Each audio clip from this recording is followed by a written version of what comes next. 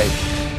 Ervin, ti ndodhesh në vend ngjarje, si paraqitet situata aty në këto momente që ne po flasim?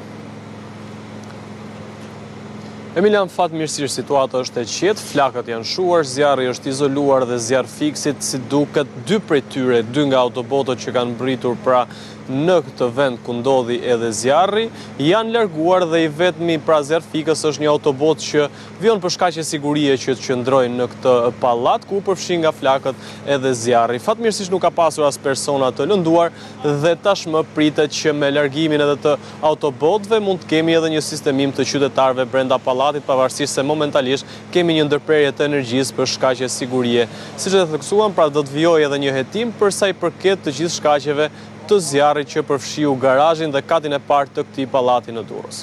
Ndërkohë banorët Ervin kanë filluar të hynë brenda banesave të tyre?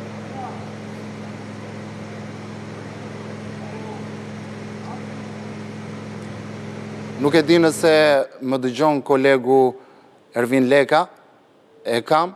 Ervin, nuk e di nëse banorët të cilët ishin evakuuar jashtë banesave të tyre për shkak sigurie, a janë rikthyer sërish në banesat e tyre. Këto janë pamjet në fakt të transmetuara në momentin kur zjarri ka përfshirë katin e parë të një pallati në Durrës. Zjarfikset kanë shkuar menjëherë në vendin e ngjarjes, të cilat kanë vënë nën kontroll flakët.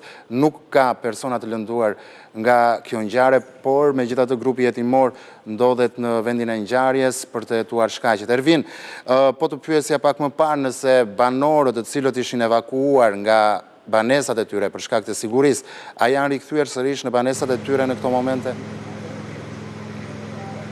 Emilian, në fakt ende nuk është bërë i mundur rikthimi i banorëve për shkaqe sigurie, por për shkak edhe se zjarr fiksit deri vetëm pak momente më parë kanë qenë duke hedhur edhe ujë për të izoluar totalisht pjesën e zjarrit në garazh.